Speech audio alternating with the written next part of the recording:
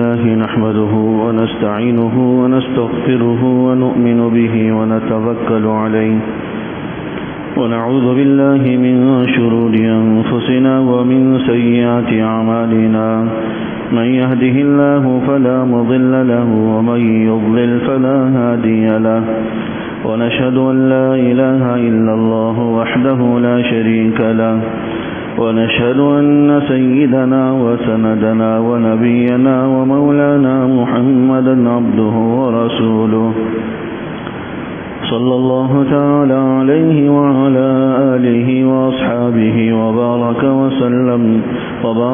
وسلم تسليما كثيرا أما بعد فأعوذ بالله من الشيطان الرجيم بسم الله الرحمن الرحيم وقال ربكم ادعوني أستجب لكم إن الذين يستكبرون عن عبادتي سيدخلون جهنم داخرين صدق الله العظيم وصدق رسوله النبي الكريم ونحن على ذلك لمن الشاهدين والشاكرين والحمد لله رب العالمين.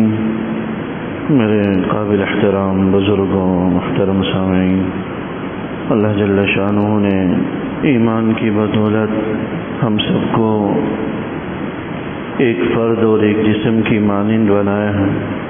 حدیث مبارک یہ بارہا آپ سن چکے ہیں کہ المؤمنون کلہم کجسد واحد، کہ سارے کے سارے ایمان والے ایک جسم کی مانند. ایک ایمان والا خواہ وہ مشرق میں ہو، خواہ وہ مغرب میں ہو، شمال میں یا جنوب میں، دنیا کے کسی بھی کونے میں ہو، اگر وہ ایمان والا ہے، صاحب ایمان ہے، تو وہ ہمارے جسم کا ایک حصہ ہے، وہ ہمارے جسم کا ایک ٹکڑا ہے، وہ ہمارے خاندان کے ایک فرد ہے. ایمانی رشتہ، ایمانی تعلق اس کے ساتھ ہمارا قائم. یہ ایمانی رشتہ صحیح معنوں میں حقیقی رشتہ ہے. یہ دنیا کے رشتے، یہ خون کے رشتے، یہ صرف دنیا کی حد تک ہے. ایمان کا جو رشتہ ہے اس کا تعلق آخرت کے ساتھ. یہ خون کے رشتے دنیا میں رہ جائیں گے، بلکہ جو خونی رشتے ہیں یہ بھی کل قیامت والے دن ایک دوسرے سے بھاگنے کی اور ایک دوسرے سے چھپنے کی کوشش کریں. مختلف مقامات کے اندر، آیات کے اندر اللہ جل شانہ نے فرمایا کہ یوم یفر المرء من اخیہ، اس دن آدمی اپنے بھائی سے بھاگے گا. وہ امہ و ابی، جن والدین کا وہ مطیع اور فرمانبردار تھا، جن والدین کی ایک ایک خواہش اور ادا کو پورا کرنا وہ اپنے لیے سعادت سمجھتا تھا، تو اپنے ماں باپ سے بھی وہ بھاگے گا. وصاحبتہ و بنی، وہ بیوی، وہ بچے جس کے لیے اس نے اپنی دن اور رات ایک کر دی، ساری قربانیاں، توانائیاں ان پر نچھاور کر دی، اپنی ساری صلاحیتیں ان پر وقف کر دی. اور وہی اولاد، وہی بیوی بچے جو اس کی محبت کا دم بھرتے تھے، اس پر جان چھڑکتے تھے، جان نچھاور کرتے تھے، دن رات کما کر، محنت کر کے، اس غرض سے کہ ان کو اچھا کھلا سکے، اچھا پلا سکے، ساری توانائیاں صرف کر دیتا ہے آدمی. لیکن کل قیامت والے دن یہ رشتہ بھی کام نہیں آئے گا. وصاحبتہ و بنی، فرمایا کہ بیوی، اولاد سب ایک دوسرے سے بھاگیں. تو یہ جتنے بھی رشتے ہیں سب دنیا میں رہ جانے والے ہیں. کل قیامت والے دن ان میں سے کوئی بھی رشتہ کام نہیں آئے گا. اگر کوئی رشتہ کام آئے گا تو وہ رشتہ کام آئے گا جو ہمارا ایمان کی بنیاد پر ایک دوسرے سے قائم ہو، جو ہمارا دین کی بنیاد پر ایک دوسرے سے قائم ہو. یہی اولاد اگر نیک ہو، فرمانبردار ہو تو یہ بھی کام آئے گی. یہی بیوی بچے نیک فرمانبردار ہوں اور اطاعت گزار ہوں، اللہ اس کے رسول کے احکامات کے ماننے والے پیروکار ہوں، ان کی مطابق زندگی گزارنے والے ہوں تو یہ بھی کام آئیں گے. اور نہ صرف خون کا رشتہ ہو، اللہ اس کے رسول کی اطاعت تقوی طہارت زندگیوں میں نہ ہو تو یہ سارے رشتے دنیا میں رہ جانے ہیں۔ جو رشتے انسان کے لیے دنیا کے اندر بڑے قدر و قیمت کے حامل تھے، آخرت میں صرف اور صرف وہی رشتہ کام آئے گا جو دین کی بنیاد پر ہو، جو تقوی طہارت کی بنیاد پر ہو۔ حضور علیہ الصلوۃ والسلام نے ایک حدیث میں فرمایا تھا لا فضل لعربی علی عجمی، کسی عربی کسی عجمی کو ایک دوسرے پر کوئی فوقیت فضیلت نہیں ہے، نہیں حسب و نسب کی کوئی اہمیت ہے۔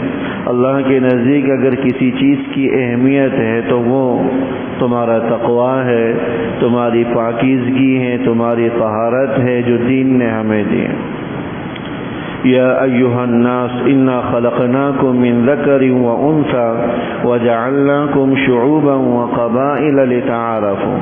یہ مختلف خاندان، مختلف قبائل، مختلف جو ہے زبان کے حامل لوگ، اللہ جل شانہ فرماتے ہیں ہم نے صرف اس لیے بنایا ہے کہ لتعارفوا، کہ تم آپس میں پہچان رکھو کہ بھئی یہ فلاں ملک کا ہے، فلاں بولی بولنے والا ہے، یہ فلاں علاقے فلاں قبیلے کا ہے، بس صرف اس لیے بولا۔ اللہ کے نزدیک سب سے زیادہ مکرم کون ہے؟ ان اکرمکم عند اللہ اتقاکم، کہ تم میں سب سے زیادہ اللہ کے نزدیک مکرم، محترم، معزز وہ ہے جو تم میں سب سے زیادہ متقی اور پرہیزگار۔ تو دنیا کے جتنے بھی رشتے ہیں جن کے لیے ہم اپنی تمام تر توانائیاں صرف کر دیتے ہیں، آج کسی بھی شخص سے پوچھو کہ بھئی آپ اتنی محنت کرتے ہیں، دن رات کماتے ہیں، مشقتیں اٹھاتے ہیں، ملازمت کر رہے ہیں اور اپنے مالکان کی ہر قسم کی جلی کٹی سن رہے ہیں، ان کی باتوں کو بھی سن رہے ہیں، کس لیے اتنی مشقتیں اٹھا؟ تو اس کی زبان پر یہی جواب ہوتا ہے کہ گھر والوں کا نان و نفقہ، بچوں کا اچھا مستقبل، ان کا اچھا کیریئر، ان کی اچھی تعلیم و تربیت، سب کی زبان پر یہی جملہ ہے کہ ان کی میں ضروریات کو، حاجات کو پورا کروں۔ تو انسان کی ساری توانائیاں اسی پر صرف ہو رہی۔ تو آخرت میں یہ رشتے اللہ فرماتا ہے ان میں سے کوئی بھی کام نہیں آئے گا، وہی رشتہ کام آئے گا جو دین کی بنیاد پر، ایمان کی بنیاد پر قائم، اگرچہ وہ خونی اعتبار سے الگ ہوں، اگرچہ وہ مقام اور مکان کے اعتبار سے الگ ہوں، ایک مشرق میں بیٹھا ہو، دوسرا مغرب میں بیٹھا ہو، یہ ایمان والوں میں بھی اگر تعلق ایمان کی بدولت قائم ہوا تو کل قیامت والے دن یہ ایک دوسرے کے کام آئیں گے۔ جو تعلق آخرت کی بنیاد پر، دین کی بنیاد پر، جو تعلق اللہ اور اس کے رسول کی نام کی بنیاد پر قائم ہوا، یہ صرف یہی تعلق کام آئے گا، یہی رشتہ کام آئے گا، باقی سارے رشتے دنیا میں رہ جانے والے۔ میری یہ ساری تمہید عرض کرنے کا مقصد صرف یہ تھا کہ ایمان والا دنیا کے جس کونے، جس حصے میں بھی ہو، وہ ہمارا ایمان والا بھائی ہونے، ایمان والا ہونے کے ناطے ہمارا بھائی ہے، ہمارے خاندان کا ایک فرد ہے، ہمارے ایک جسم کا ایک حصہ ہے۔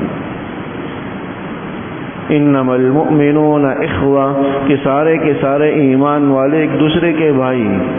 آج جو مسلمانان فلسطین پر، غزہ کے مسلمانوں پر جو حالات ہیں وہ ہم سے ڈھکے چھپے نہیں ہیں۔ دل نہیں چاہتا کہ اس کے علاوہ کسی اور موضوع پر کسی حوالے سے بات کی جا سکے، ہمت ہی نہیں ہوتی۔ اس موقع پر ہمارے نوجوانوں کو، ہمارے قوم کے لوگوں کو دیگر چیزوں، لغویات کی طرف لگا دیا، میچوں کی طرف لگا دیا۔ قوم کے نوجوان، قوم کے جو ہے ہنرمند، وہ سب کھیل کود، کھیل تماشوں میں لگے ہوئے، یہ نہیں دیکھ رہے کہ کس طرح عالم کفر متحد ہو کر چند نہتے مسلمانوں پر پل پڑا ہے اور ان پر آگ و آہن کی بارش کر رہا ہے، ہر قسم کا۔ یعنی یوں کہہ لیں کہ رپورٹوں کے اندر پڑھا کہ افغانستان کے اندر امریکہ نے 20 سال پر اتنے بمباری نہیں کی جتنی بمباری غزہ کے اندر اسرائیل نے ایک دن کے اندر کی، اور پھر ڈٹائی اور پھر اس پر متکبرانہ انداز دیکھیے کہ اسپتال کے اندر معصوم بچوں پر، معصوم زخمیوں پر، معصوم خواتین پر بمباری کی، اس پر غلطی کا اعتراف کرنے کے بجائے اس غلطی کی بھی طرفداری ہو رہی، اس پر بھی حمایت ہو رہی۔ اور نہ صرف یہ کہ اسرائیل بلکہ اس کے حواری امریکہ جو انسانی حقوق کا خود کو علم بردار اور خود کو چیمپئن کہتا تھا کہ ہم انسانی حقوق کے علم بردار ہیں، ہیومن رائٹس کے علم بردار ہیں، آج ان کو انسانی حقوق یاد نہیں آتے۔ روس نے یوکرین پر حملہ کیا، چند لوگ کیا مارے گئے، پوری دنیا، پورا عالم کفر چیخنے لگا کہ انسانی حقوق کی پامالی ہو رہی ہے، معصوم شہریوں پر بمباری کی جا رہی ہے۔ یہاں ہسپتال کے اندر جو عالمی قوانین کے روح سے بھی ایک جرم ہے، ایک ناقابل معافی جرم ہے، وہاں بمباری کر کے ہزاروں آدمیوں کو شہید کیا جا رہا ہے، لیکن اس کی طرفداری اور حمایت کی جا رہی ہے۔ یا انسانی حقوق کے چیمپئنوں کو کچھ یاد نہیں آتا کہ یہ بھی انسان ہیں، ان کے بھی کچھ حقوق ہیں، ان کے بھی کچھ رائٹس۔ کہاں ہیں ہمارے ملک کی وہ این جی اوز؟ کہاں ہیں وہ ہمارے ملک کی وہ نام نہاد انسانی حقوق کی علم بردار تنظیمیں؟ وہ مشعل بردار، وہ موم بتیاں جلانے والی مافیاز کہاں ہیں؟ ایک آدمی کا خون ہو جاتا ہے تو سڑکوں پر نکل کر موم بتیاں روشن کی جاتی ہیں کہ انسانی حقوق کی پامالی ہو رہی ہے۔ 800 اب تک جو 2000 کے قریب معصوم بچوں کو مارا جا چکا ہے، شہید کیا جا چکا ہے، کوئی ہمارے این جی اوز والا باہر نکلا؟ یہ موم بتیاں جلانے والا کوئی فرد باہر نکلا؟ عورت مارچ کے نام پر آزادی کا نعرہ لگانے والی، یہ نعرے لگانے والی باہر کے ٹکڑوں پر پلنے والے لوگ، یہ این جی اوز، یہ جماعتیں، ان میں سے کوئی آواز اٹھانے کو تیار ہے؟ کوئی ان کے حق میں لب کشائی کی نہ جرت کرتا ہے؟ تو ظاہر ہے جس کے ٹکڑوں پر پل رہا ہے اس کے خلاف آواز کیسے بلند کی جا سکتی؟ جس کے ایڈز پر یہ لوگ پل رہے ہیں، جس کے ایڈز پر یہ اپنے این جی اوز چلا رہے ہیں، اپنے مافیاز اور اپنے جو ہے نا موم بتیاں روشن کر رہے ہیں، ان کے خلاف لب کشائی کی جرت ان کو کیسے ہو سکتی؟ غلام ہیں، بس غلام آقا جو کہے گا اسی حد تک ان کی آواز بلند ہوگی، اس سے آگے کی ان کی جرت نہیں۔ تاریخ انسانی کا ایسا المیہ ہم مسلمانوں کے لیے بھی انتہائی دکھ کا مقام ہے۔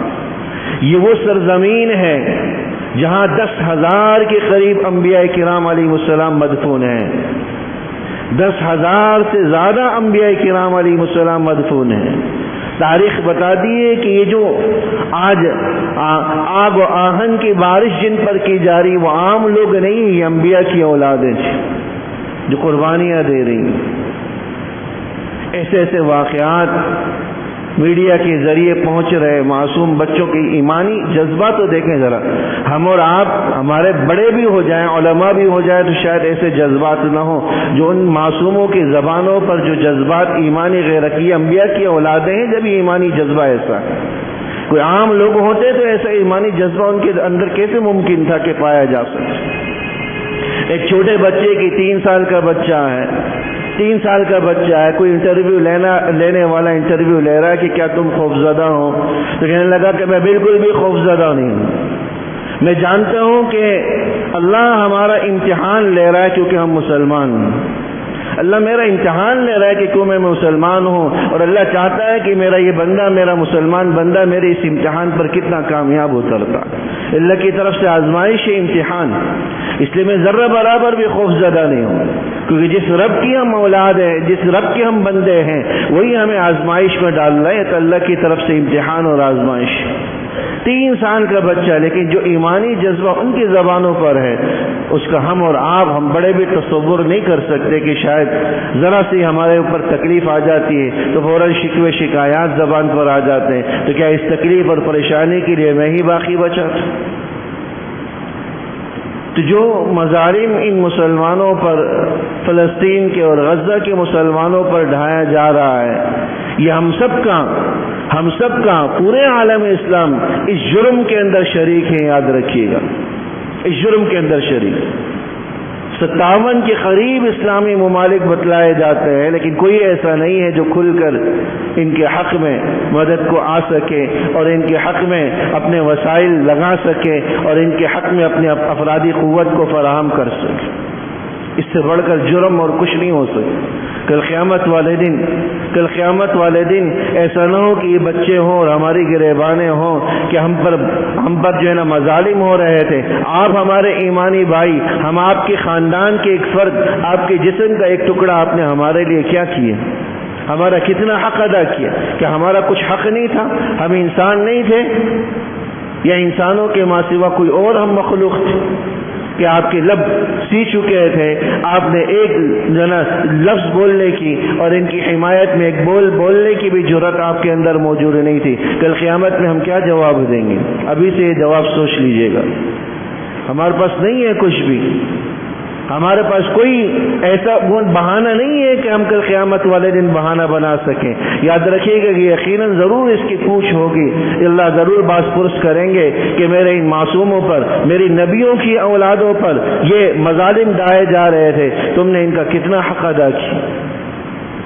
اس لیے میرے دوستوں، اس موقع پر ان پر جو مظالم ہیں اور ڈھکے چھپے نہیں ہیں، سب سے پہلا کرنے کا کام تو یہی کہ ان کے حق میں جتنی ہم آواز بلند کر سکیں اپنے دائرے کے اندر رہتے ہوئے اس کا اہتمام کریں۔ کوئی بھی ایسا نہ ہو کہ جو ان کے حق میں کم سے کم نہ بولے اور ان کے حق میں بولنے سے پیچھے رہے۔ حضور علیہ الصلوۃ والسلام نے ایک حدیث مبارک کے اندر فرمایا تھا، نہ ہو تو کم سے کم مالی تعاون ان کے ساتھ کیا جائے۔ الحمدللہ ایسے ادارے موجود ہیں جو مالی اعتبار سے ان کے ساتھ معاونت کر رہے ہیں، اور جامعہ دارالعلوم کراچی کی طرف سے بھی اعلان ہوا ہے، ان کے توسط سے بھی ہم اپنے اموال کو جمع کر سکتے ہیں۔ ایک خاتون نے حضور علیہ الصلوۃ والسلام سے پوچھا تھا کہ اللہ کے رسول، بیت المقدس کی کیا اہمیت ہے؟ حضور علیہ الصلوۃ والسلام نے فرمایا کہ وہ اللہ کی بہترین جگہوں میں سے ایک جگہ ہے جو کل قیامت والے دن وہ محشر بنے گی، حشر کا میدان اس مقام پر سجے گا، اولین اور آخرین کو اس جگہ پر جمع کیا جائے گا، اللہ اولین اور آخرین کا حساب و کتاب اسی مقام پر کریں گے۔ پھر فرمایا کہ اگر ہو سکے تو وہاں جا کر نماز پڑھو، کہ اس جگہ نماز پڑھنا 1000 نمازوں کے بقدر اجر رکھتا، بعض روایتوں میں 500 کے بقدر اجر رکھتا۔ پھر فرمایا کہ خاتون نے پوچھا کہ وہ تو بہت دور ہے، نہیں جا سکتی، تو کیا کروں؟ حضور علیہ الصلوۃ والسلام نے پوچھا کہ کچھ ایندھن اور تیل بیچ دو تاکہ اس مسجد کی چراغوں میں جلا کرے، یہ بھی تمہارے لیے ایک طرح سے وہاں نماز پڑھنے کے اور وہاں شریک ہونے کے قائم مقام بن جائے۔ اس لیے جا نہیں سکتے، جانا ممکن نہیں ہے، تو مالی اعتبار سے ان کے ساتھ جس حد تک بھی معاونت ہو، ایک طرح سے انشاءاللہ تعالی اس غزوے میں شریک ہونے والے افراد کا اللہ کسی حد تک اجر و ثواب ہمیں بھی عطا فرمائے۔ اس لیے کوئی بھی آدمی اس حوالے سے بھی پیچھے نہ رہے۔ تیسرا جو کرنے کا کام ہے، جو اہمیت کا حامل ہے، مالی اعتماد کے مقابلے میں بھی سب سے زیادہ اہمیت کا حامل ہے، وہ انفرادی اور اجتماعی ہر حال میں ان کے لیے دعائیں کرنا۔ دعا سے بڑھ کر اللہ کے نزدیک کوئی چیز قیمتی نہیں ہے، یاد رکھیے۔ ایک حدیث مبارک کے اندر فرمایا تھا کہ الدعاء هو العبادہ، کہ دعا ہی عبادت ہے، دعا ہی عبادت۔ بعض روایات میں الدعاء مخ العبادہ فرمائیں کہ دعا تو عبادات کا مغز ہے، عبادات کی جان۔ اور ایک حدیث مبارک کے اندر اس سے بھی بڑی اہم بات بتلائی گئی کہ لیس اکرمکم علی اللہ شیئا من الدعاء، کہ اللہ کے نزدیک دعا سے بڑھ کر کوئی چیز بہتر نہیں ہے، کوئی چیز مقام اور مرتبے والی نہیں ہے اللہ کے نزدیک دعا سے بڑھ کر۔ تو سب سے زیادہ اہمیت والا عمل یہ دعا۔ اس لیے آج اس موقع پر جہاں ذاتی اعتبار سے، حسی اعتبار سے، فزیکلی ان کے ساتھ شریک نہیں ہو سکتے، تو کم سے کم مالی اعتبار سے شریک ہوں، اور مالی اعتبار کے ساتھ شریک بھی نہیں ہو سکتے، دعاؤں کا ان کے لیے خصوصیت کے ساتھ اہتمام کریں۔ ان اسرعکم اجابتا دعوت الغائب للغائب، حدیث میں فرمایا کہ سب سے تیزی کے ساتھ قبول ہونے والی جو دعا ہے وہ ایک غیر موجود شخص کی دوسرے غائب شخص کے لیے۔ تو آج اس موقع پر ہماری دعاؤں کے بھی وہ محتاج ہے، اور دیگر ساز و سامان اور اسباب کے بھی محتاج ہیں۔ دعا یہ ایسی چیز ہے، حدیث مبارک میں فرمایا کہ لا يرد القضاء الا الدعاء، کہ تقدیر کو کوئی چیز نہیں ٹلا سکتی، اگر تقدیر کو تبدیل کرنے والی کوئی چیز ہے تو وہ دعا ہے۔ اللہ اپنے فیصلوں کو بدل دیتا ہے اس دعا کی وجہ سے، اللہ اپنے فیصلوں کو تبدیل کر دیتا ہے اس دعا کی وجہ سے۔ اس لیے یہ بھی درخواست تھی کہ ایک تو مالی اعتبار سے ان کے ساتھ معاونت ہو، اور دوسرے نمبر پر دعا کا اجتماعی اور انفرادی ہر اعتبار سے ان کے ساتھ معاونت ہو۔